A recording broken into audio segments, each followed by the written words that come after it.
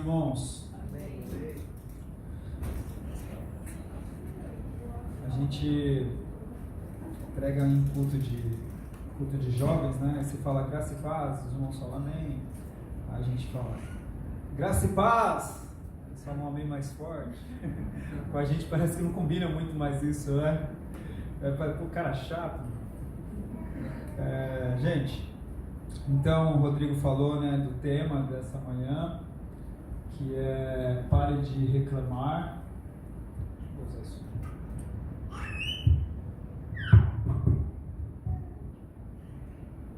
E de fato é um tema bem desafiante mesmo, ou bem desafiador. Parar de reclamar. Eu sinceramente nem sei se é possível. Eu creio que seja possível reclamar um pouco menos, né? E sinceramente, quem sabe hoje aqui a gente consiga sair desse lugar com esse propósito para as nossas vidas. Eu quero reclamar um pouco menos. Eu quero reclamar menos do que eu tenho reclamado, ou em algum determinado assunto, porque é fato que a gente vai parar de reclamar em um problema, mas vamos continuar reclamando em outro. Então, quem saiba, hoje a gente consiga filtrar algumas coisas. Olha, eu vou resolver com a minha vida hoje sobre esse assunto, eu não reclamo mais, eu vou reclamar de outros, que eu não consigo ficar sem reclamar. Mas sobre esse assunto eu não quero reclamar. E aí, então, hoje a gente iria reclamar menos. Não é fácil isso, gente. É uma coisa que não vai acontecer de maneira automática nas nossas vidas.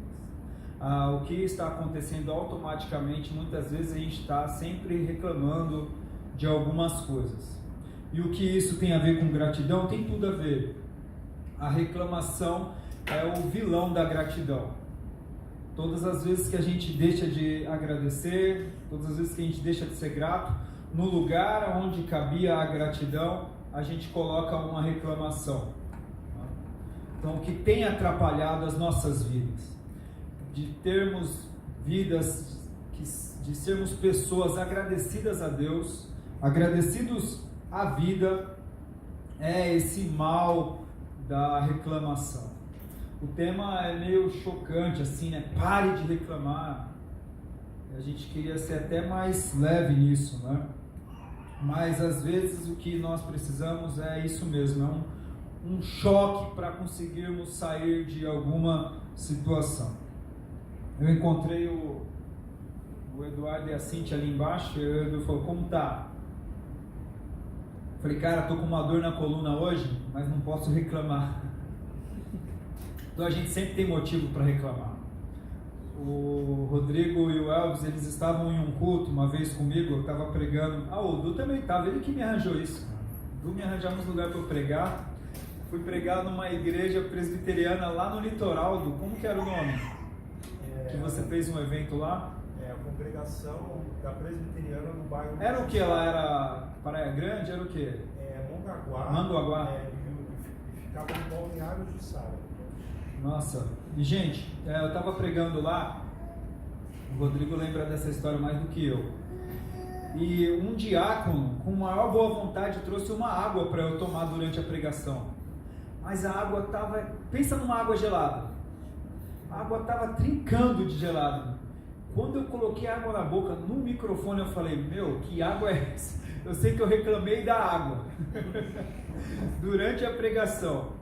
Eu não lembro direito ao certo quais foram as palavras que eu usei, mas eu já comecei a reclamar ali. Você lembra, Rodrigo, que ele falou? Você falou assim, essa água vai acabar com a minha garganta. Aí a mulher me deixou, não sabia se tirava, assim. Mas uma coisa que não se faz, eu acho que o Carlos canta, né? Não dá para levar uma água gelada para alguém que vai cantar, alguém que vai falar. Então, nós somos muito propício a estarmos sempre reclamando de alguma coisa. O melhor texto que nós poderíamos usar para falar sobre reclamação, sem dúvida nenhuma, seria as narrativas ali de Êxodo, as narrativas do povo de Israel, que a gente percebe que por causa da murmuração, Deus colocou eles em um círculo viciante ali no deserto, eles nunca chegavam em lugar nenhum, e por causa da murmuração, da reclamação, o povo de Israel deixa de alcançar diversas bênçãos, acaba fazendo um caminho mais longo na sua vida por causa da reclamação.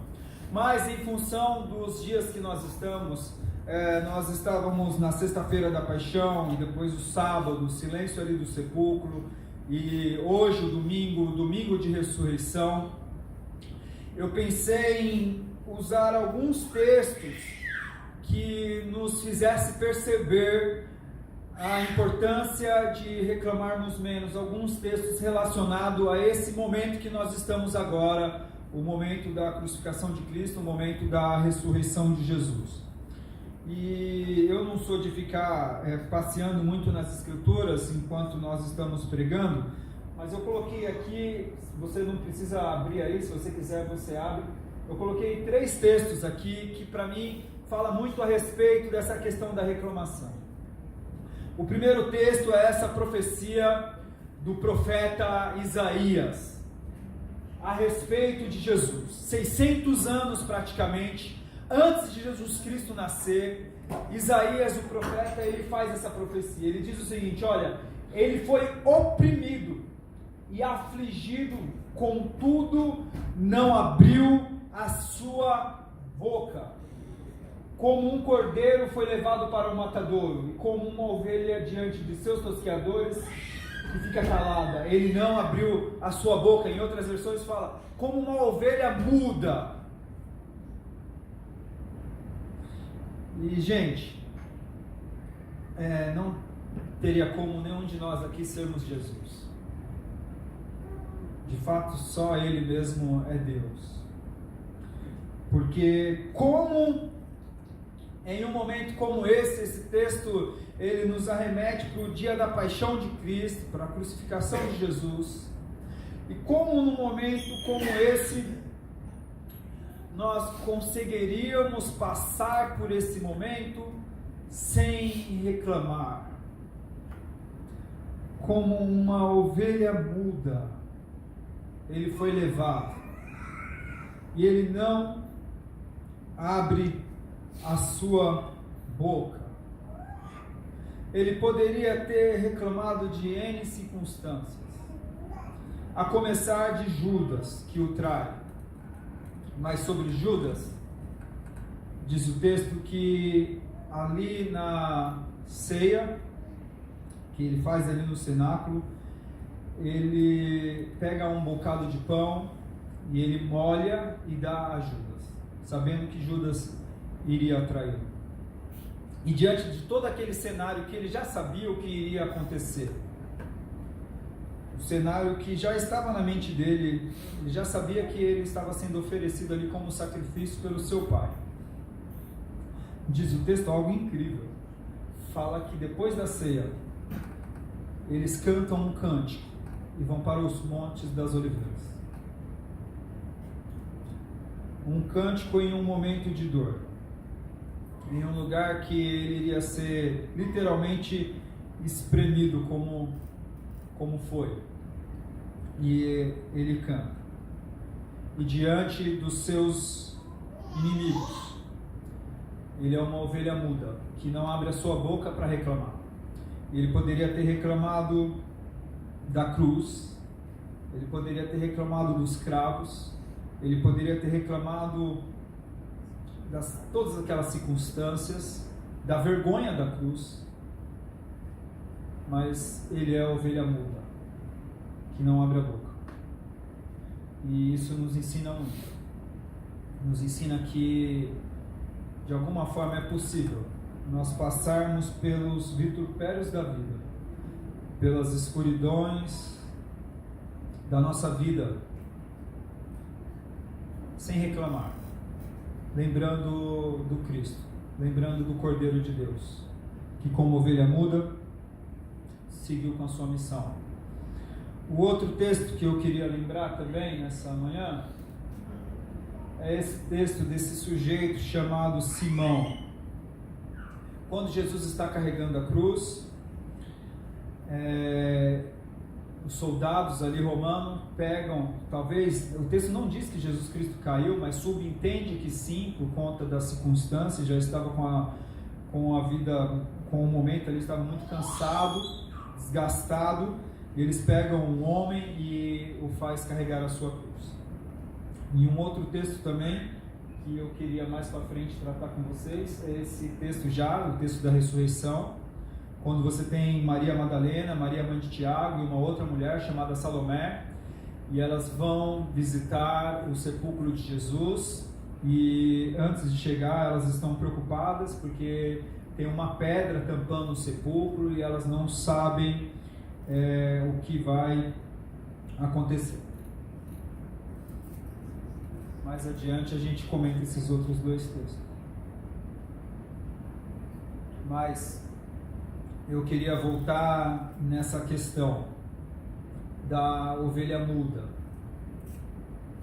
Uma vez eu estava trabalhando em uma outra empresa, isso já tem bastante tempo, e eu tinha uma entrevista de trabalho para fazer. E, entrevista de trabalho, quando você está empregado, é complicado, porque você tem que dar uma disfarçada, é difícil ser crente, você vai falar o quê? Que você vai faltar por quê? Então você tem que dar uma rebolada boa para conseguir, durante o seu horário de trabalho, e fazer uma entrevista em um outro emprego.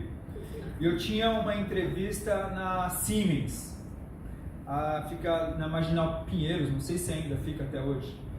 E ali eu nem lembro o que eu falei, mas eu tinha que fazer tudo muito rápido. Eu tinha calculado assim, 50 minutos para chegar, 1 hora de entrevista, 50 minutos para voltar, porque eu estava no horário de trabalho. E eu programei tudo bem rápido. Mas, irmãos, quando eu peguei a Avenida Bandeirantes, eu vi que meu plano todo ia dar errado. Porque, gente, a Avenida Bandeirantes é algo impressionante. Pare de reclamar, era uma faixa que tinha que colocar na Avenida Bandeirantes, ali do aeroporto até o final, lá na ponte, porque não tem como, gente, parar de reclamar na Avenida Bandeirantes. Esses dias a gente foi passear num sábado e na volta, no sábado, a Bandeirantes estava travada. E quando eu saí da Imigrantes, fiz aquele balão ali, para você usar sua imaginação enquanto eu prego aqui, e embiquei ali na Bandeirantes, tudo travado. Falei, já era. Falei que eu ia dar uma saidinha rapidinha, não vou conseguir. E aí eu comecei a reclamar já no carro, reclamando do trânsito.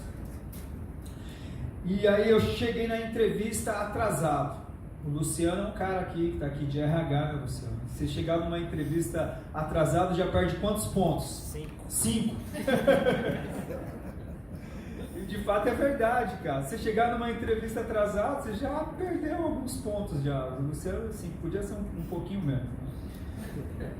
E aí, eu nem lembro mais, gente. Eu fiz a entrevista e é uma empresa muito boa, tudo. Estava com um pouco de esperança, mas depois do atraso já não tinha tanta esperança. E eu preocupado em voltar para o meu trabalho. Irmão, assim, eu sempre trabalhei na rua, assim. Eu conheço um pouco São Paulo. Não vou me gabar que eu conheço muito, porque eu não cheguei a ser motoboy, mas eu conheço um pouco, sabe? E eu saí da Siemens, saí na Marginal e eu tinha que pegar uma ponte para voltar do outro lado. Eu não sei o que eu fiz naquele dia, porque eu estava tão preocupado em voltar rápido, que eu caí numa pista, que a pista fez eu cair na rodovia Castelo Branco. Imagina, eu fiquei bastante tempo na Bandeirantes, cheguei na entrevista atrasado e na hora que eu tinha que voltar voando, eu vou parar lá na rodovia Castelo Branco.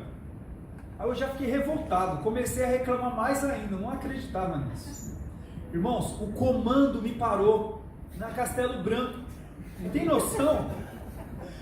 E aí, eles já tinham parado uns 8 carros, e eles não estão nem aí, eles mandam você parar e espera, vai liberando, até chegar em mim. Eu não devia nada, estava tudo certo, mas até chegar a minha vez, e o celular da empresa tocando, e as pessoas precisando de mim, e eu ali, no comando, na rodovia Castelo Branco, onde, aí não, irmãos, aí não dava como, não tinha como ser ovelha muda.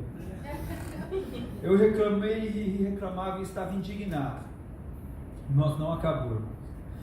Quando eu cato o retorno da Castelo Branco, já quase lá em Barueri, e eu trabalhava em Diadema, no bairro de Serraria. Eu saí numa parte da Castelo Branco que eu tinha que pagar um pedágio e eu só tinha cartão. E a mulher me botou para esperar, então faz o seguinte, espera mais ali na frente. E eu fiquei esperando, e eles tiveram que me dar um papel para depois eu ir atrás de pagar. Resumindo, eu tinha feito um plano para resolver tudo em 3 horas, eu perdi o dia inteiro. Porque eu comecei a reclamar desde quando eu saí.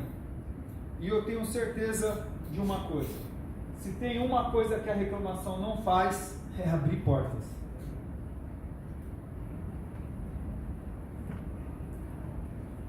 Não, a reclamação ela trava tudo. Domingo passado, o André Massal estava aqui fazendo louvor no dia que a Érica pregou. Ele disse uma palavra que para mim é uma palavra profética. A gente tem que ter ouvidos espirituais para entender quando uma palavra é profética, quando Deus está falando com a gente. E ele disse algo que está guardado no meu coração. Ele disse o seguinte, ele disse que a gratidão, ela destrava algumas circunstâncias que estão presas em nossas vidas. Ele disse isso. Ele disse que quando você é grato, algumas situações que estão amarradas, elas se desprendem, elas se soltam. Que a gratidão tem esse poder. Ou seja, em outras palavras, a gratidão tem o poder de abrir portas. E a reclamação, ela tem o poder de fechar as portas. E a primeira lição para nós pararmos de reclamarmos, ou para nós reclamarmos menos, é se nós podemos, diante de uma situação, se nós podemos escolher reclamar, ou seja, temos a opção e optamos por reclamar, é possível fazer uma opção pelo silêncio. Uma opção pelo silêncio. Um voto de silêncio.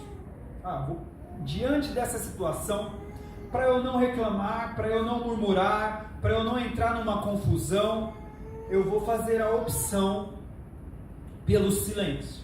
E a opção pelo silêncio é a opção que Cristo fez diante do caminho da via dolorosa. Ele ali foi a ovelha muda.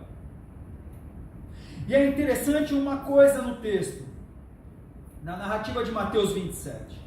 O silêncio de Cristo diante da cruz, diante do julgamento pré-cruz, é um silêncio mais cortante do que a espada do centurião da sua época. Pilatos diz para Jesus: olha, eles estão te acusando, você não fala nada. E Cristo, diante das suas acusações, cumpria a profecia do profeta Isaías. O cordeiro mudo, ele não fala nada. E diante do silêncio que Pilatos vê na vida de Jesus, diante daquelas circunstâncias, diz o texto que ele fica impressionado com a postura do Cristo, naquele momento crucial de sua vida, literalmente crucial. Ele fica em silêncio, e o seu silêncio é mais cortante do que as espadas dos centuriões, porque deixa Pilatos intrigado. Como pode isso, diante dessas circunstâncias, você permanecer em silêncio? Cristo fez a opção pelo silêncio. Ele escolheu não reclamar. E ele faz a opção para o cumprimento da profecia, a ovelha muda. A opção do silêncio pode nos livrar da murmuração e pode nos livrar de muitas outras coisas. Ficar em silêncio é uma ferramenta em potencial. Observem o que acontece quando José que estava se preparando para o casamento com Maria. E aí a sua noiva, a sua prometida, ela aparece com uma história sobre gravidez. Irmãos, não tem como José acreditar naquela história só pela boca de Maria. Teve que um anjo, uma visão do céu, um sonho ser revelado para José, para que José consiga lidar com aquela situação, porque fazia 400 anos que o povo estava diante de um silêncio das profecias, que é aquele período interbíblico entre o Antigo Testamento e o Novo Testamento, ou seja, Deus não falava mais com o povo. Como que agora José vai acreditar que Deus estava falando com aquela mulher com uma história de gravidez, uma história cabulosa que não dava para acreditar? Mas José, ele faz a opção pelo silêncio. Ele poderia ter reclamado de Maria, difamado Maria e ter feito tantas outras coisas, e até mesmo ter argumentado ao ponto de levar Maria para um apedrejamento, que isso era possível na sua época. Mas diz as narrativas dos evangelhos que José a deixa secretamente. José a deixa em silêncio.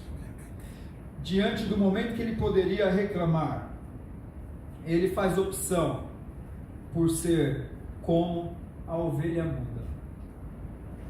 E aí, diante do seu silêncio, Deus transforma toda a situação de José. Aparece a ele em sonhos e ele recebe Maria novamente, e tudo acontece para a chegada do Salvador. Faça a opção pelo silêncio. Eu sei que alguém pode dizer assim, mas se eu me calar eu vou morrer. E a Bíblia diz isso: quando eu me calei, os meus ossos se secaram. Mas irmãos, eu estou falando sobre reclamação, e há uma diferença entre reclamação e desabafo. O sujeito que reclama, ele reclama sobre tudo, e ele não reclama com a esperança de ser consolado, não, ele não quer perder o direito de permanecer reclamando. E a pessoa que precisa desabafar, ela procura ouvidos que a ouça e que de alguma forma a console, para que ela possa partir então para o problema seguinte e não mais aquilo. Então quando nós falamos, olha, eu não posso reclamar, eu não posso falar dos meus problemas, você deve falar dos seus problemas, mas o cara que reclama, ele reclama sobre tudo e com todos. E a pessoa que se desabafa, ela se desabafa a respeito de problemas específicos, contextualizados, porque ela não quer ter o direito só da reclamação, e ela está disposta não só a falar, mas também a ouvir algum outro ponto de vista que ajude ela a superar aquele dilema, aquela circunstância. Mas o cara que reclama, ele reclama de tudo e ele não quer perder o direito, ele não quer que ninguém roube dele o direito de continuar reclamando. E isso é ruim. A reclamação, ela torna o ambiente muito, muito ruim. Eu costumo comparar como um ambiente em que tem alguém que está fumando. Fica um lugar ruim de você ficar ali naquele ambiente.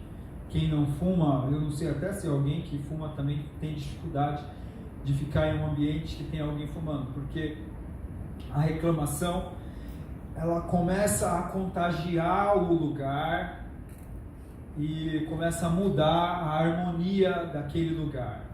O lugar se transforma em um lugar com uma conotação muito negativa.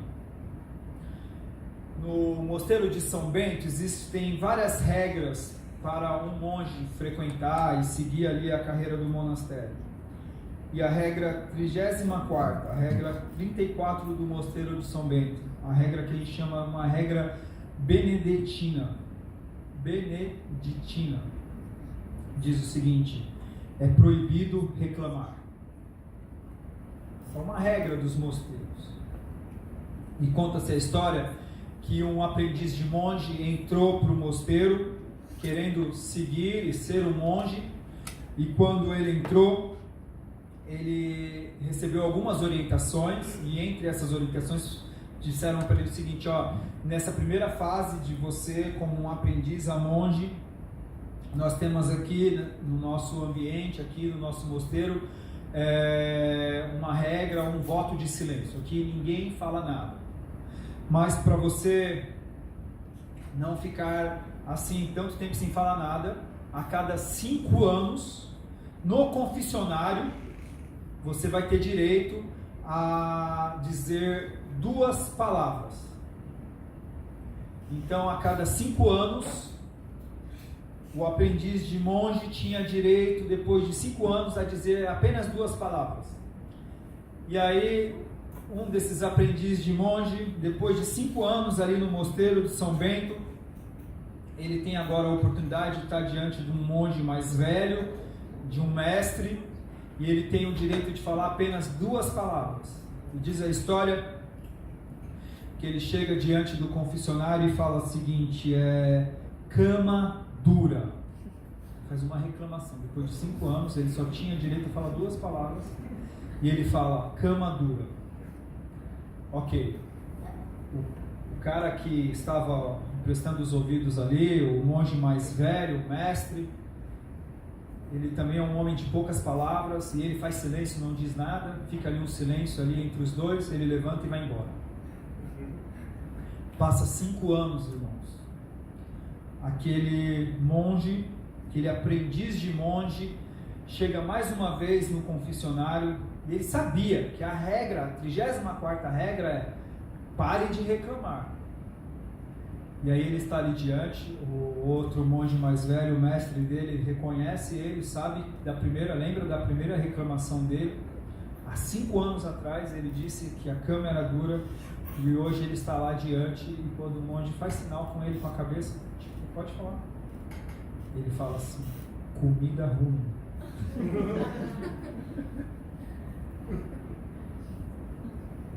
Só podia falar 2 palavras. Aí ele se levanta, fica aquele silêncio ali, o mestre não fala nada, ele se levanta e vai embora. Ele só podia falar a cada 5 anos. 15 anos depois de quando ele chegou, ele está diante do seu mestre. E ele vai falar, só pode falar 2 palavras. E ele fala: eu desisto. E aí agora o mestre vai se pronunciar, com poucas palavras. E o mestre pronuncia dizendo: você reclama muito. 2 reclamações só ele fez. E o mestre disse que ele amava muito. Sabe qual é o maior problema da reclamação? É quando a reclamação se torna o nosso primeiro idioma. Ou seja, quando a reclamação se torna a maneira que nós temos, a única maneira que nós temos para nos comunicarmos com as pessoas. Você já reparou que tem gente assim, que faz da reclamação a sua forma de puxar assunto?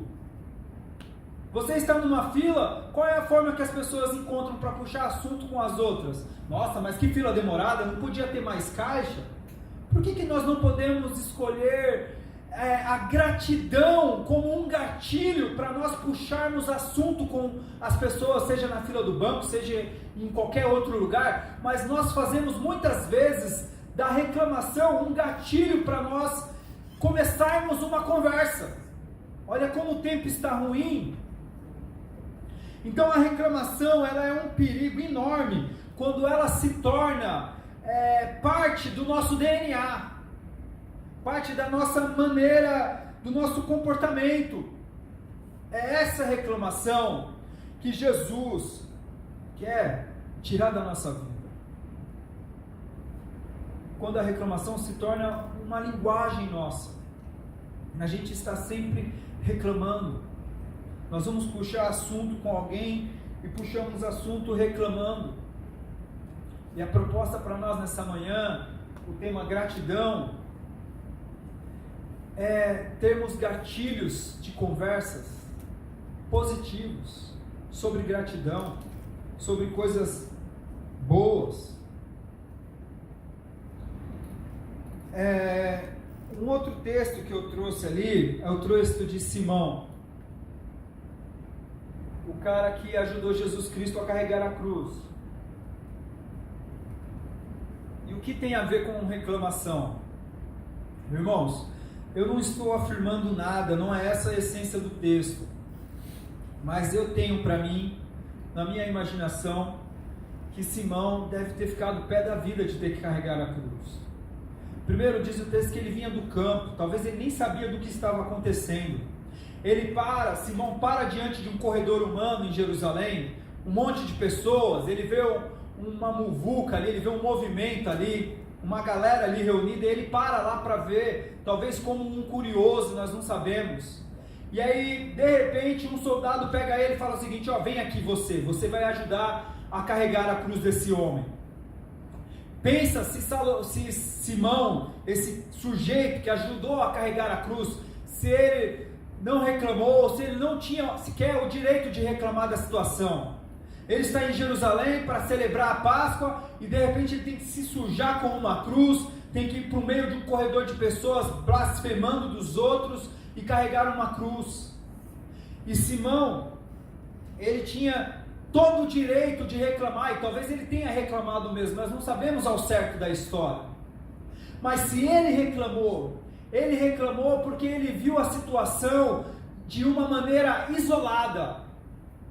Ele reclamou porque ele se viu ali carregando uma cruz de quem ele não conhecia. Porque pensa comigo, se Simão soubesse de quem era aquela cruz.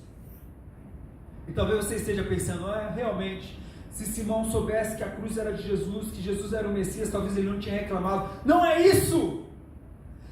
Simão saber realmente de quem era a cruz, não é saber que a cruz era de Cristo, era saber que a cruz era dele mesmo, ele que merecia estar ali carregando a cruz.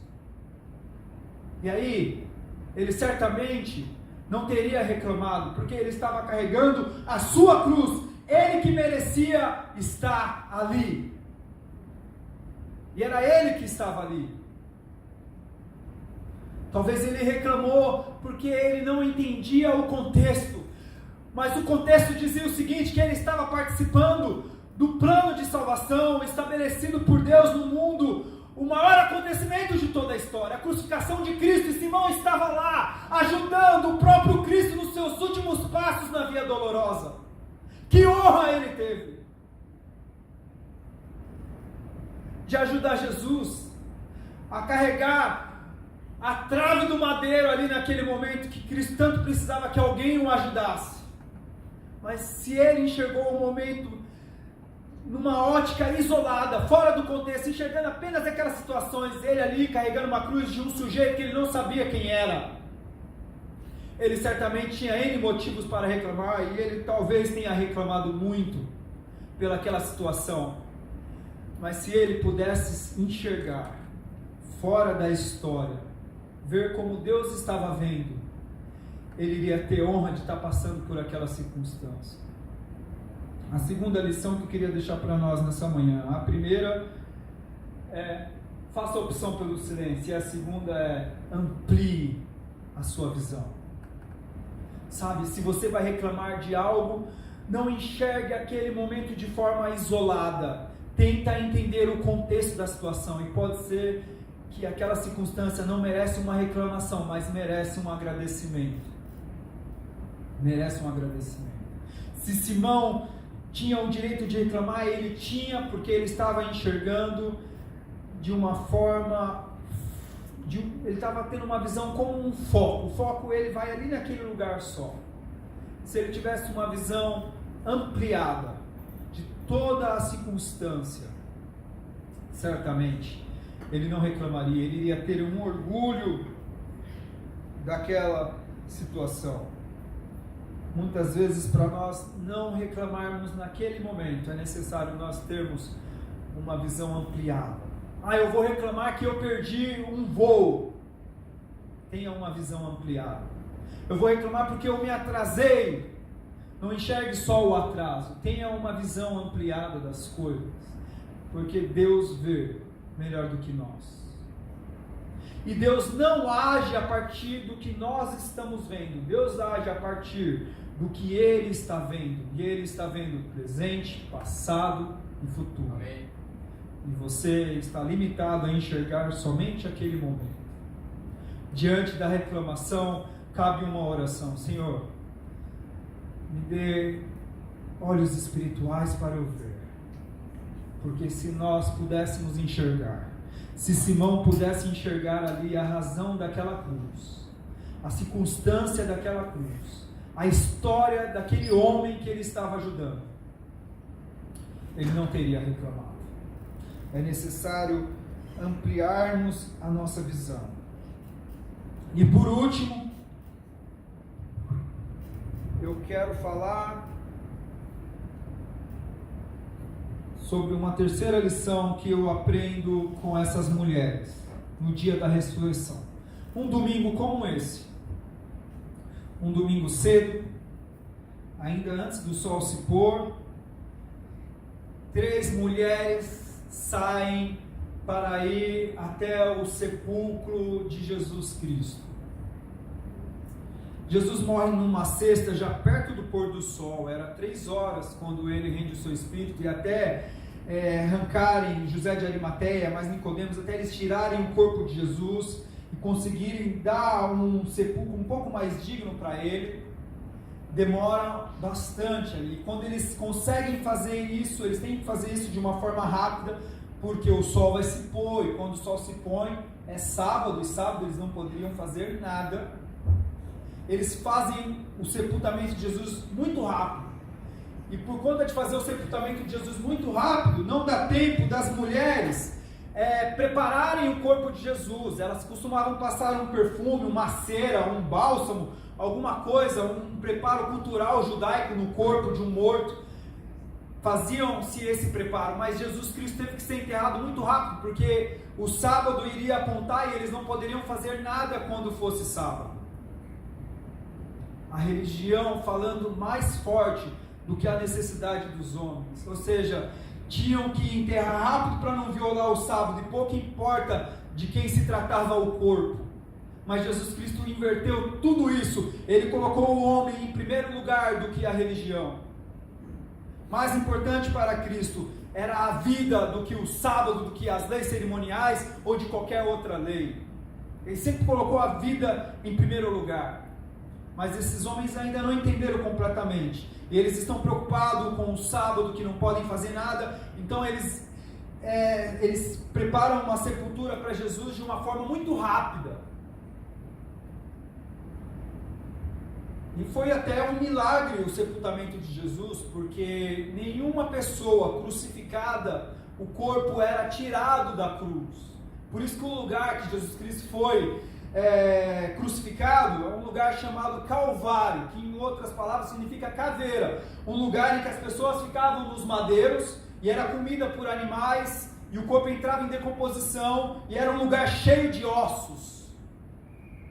Mas por conta de profecias, o corpo de Jesus Cristo tinha que ser sepultado. E aí tem um cara lá com influência no governo, ele consegue pedir uma permissão que nunca era concedida a ninguém que estava na cruz, a permissão de dar o enterro para Jesus. E ele consegue fazer isso, mas acaba tendo que acelerar muito esse processo. Não há velório para a morte de Jesus, não há nada disso. Eles pegam Jesus e colocam na sepultura. E não dá tempo então dessas mulheres prepararem o corpo de Jesus Cristo no sepultamento. E elas não desistem dessa ideia. Elas falam: ok, já vai ser sábado, nós não vamos poder fazer nada, mas no domingo cedo nós vamos lá e vamos ter acesso ao corpo de Jesus e vamos fazer o que nós deveríamos ter feito na sexta, mas não deu tempo. Vamos preparar o corpo dele para a morte, né? Vamos preparar com especiarias e tudo mais o corpo dele para a morte. Mas, como o Rodrigo lembrou aqui de manhã, colocaram na porta do sepulcro uma enorme pedra, que de certa forma protegia o corpo de Jesus ali. E essas irmãs, essas Marias, elas levantam de madrugada naquele domingo e estão caminhando em direção à sepultura. E durante o caminho em direção à sepultura, onde elas iriam ter acesso ao corpo de Jesus, elas têm uma preocupação. A preocupação é, quando nós chegarmos lá, a nossa caminhada, o nosso projeto vai ser em vão, porque tem uma pedra enorme tampando o sepulcro, e nós somos mulheres, nós não temos forças para remover esta pedra. Elas têm uma ansiedade, elas têm uma preocupação, e muitas vezes as nossas reclamações, elas surgem daí, das nossas ansiedades, as nossas reclamações surgem das nossas preocupações, dos nossos problemas. Ora, de onde vai surgir as nossas reclamações? E o texto não diz, mas pode ser que elas tenham reclamado. Poxa, nós estamos acordando de madrugada, mas vai chegar lá e não vai adiantar nada, porque tem uma pedra fechando o sepulcro. Mas irmãos, diz o texto que quando elas chegam lá, a pedra que elas estavam preocupadas, que estariam fechando a sepultura, a pedra de uma forma milagrosamente inexplicável, a pedra estava removida. E o que nós aprendemos com isso? Nós aprendemos que antes de reclamarmos, nós precisamos esperar o desfecho da história. A gente não sabe como vai terminar a história. A gente está reclamando muitas vezes porque a gente não sabe como vai terminar a história. E antes que a história termine, pode ser que Deus tenha um milagre esperando para nós no final da história. Se nós pudéssemos crer que há um milagre no final da história, nós não reclamaríamos no meio da história, antes das páginas serem viradas. A fé em Jesus, o Evangelho, ele nos convida para crer no impossível, para crer que pode ser que quando eu chegar lá, eu não tenha que usar minha força para remover essa pedra, porque Deus vai remover ela por mim. E aí, de forma que eu não preciso de me preocupar, de forma que eu não preciso estar ansioso, e muito mais do que me preocupar é estar ansioso, eu não preciso reclamar, porque Deus está no final da história esperando por mim com um milagre. Aleluia. Ora, por que essa pedra foi removida e para quem ela foi removida? Você acha que a pedra foi removida para que Jesus pudesse dizer, ok, deixa eu passar por aqui? Esquece isso. Dias depois o cenáculo está com a porta fechada e ele entra lá com as portas fechadas. Ele não precisava da pedra removida para sair do sepulcro. Ele poderia simplesmente transpassar a pedra. Mas a pedra foi removida justamente para que essas mulheres pudessem ver que elas estavam procurando um morto que já estava vivo, porque era Páscoa. Vocês estão procurando morto entre vivos, disse o anjo para ela. Vai embora, não tem tempo nenhum para vocês perderem aqui. Ele não está aqui, ele ressuscitou. Vocês estavam preocupadas em ungir um corpo, mas o corpo que vocês estão preocupados em ungir não é mais um corpo, é um ressurreto. Amém. Agora, se a gente quiser, a gente reclama. Mas se a gente quiser, a gente crê que eu não preciso reclamar. Porque lá na frente, Deus está provendo tudo. E eu não posso reclamar, porque a história ainda não chegou ao fim. Eu queria terminar mostrando uma última frase que eu acredito muito nela. Que diz assim: o primeiro passo para resolver um problema é parar de reclamar dele. Queria que você pensasse um pouco nos problemas que você tem. Talvez você tenha um problema na sua família, talvez você tenha um problema lá no seu trabalho, talvez você tenha um problema com os seus filhos, com a educação dos seus filhos, talvez você tenha um problema na sua vida financeira, talvez você tenha um problema na sua vida sentimental. talvez você tenha um problema de relacionamento, talvez você tenha um problema, seja ele qual for. E, de fato, muitas vezes você acaba reclamando desse problema. Mas saia daqui com essa ideia hoje. O primeiro passo. Talvez você tenha um problema de saúde. O primeiro passo para você resolver um problema na sua vida. O que eu devo fazer em primeiro lugar? Em primeiro lugar, pare de reclamar dele. Porque quando nós não reclamamos, nós estamos em sintonia com a vontade de Deus, porque Deus não quer que a gente fique murmurando. Ele não é glorificado nas nossas reclamações. Ele é glorificado na nossa gratidão. Amém? O Carlos tem mais uma canção que fala justamente sobre essa imagem que aquelas mulheres tiveram naquele domingo cedo. O eco do sepulcro, o silêncio do sepulcro, o vazio do sepulcro. E nós vamos louvar a Deus com esse cântico, pensando em tudo isso que nós falamos, pensando como é importante nós muitas vezes, diante de algum momento,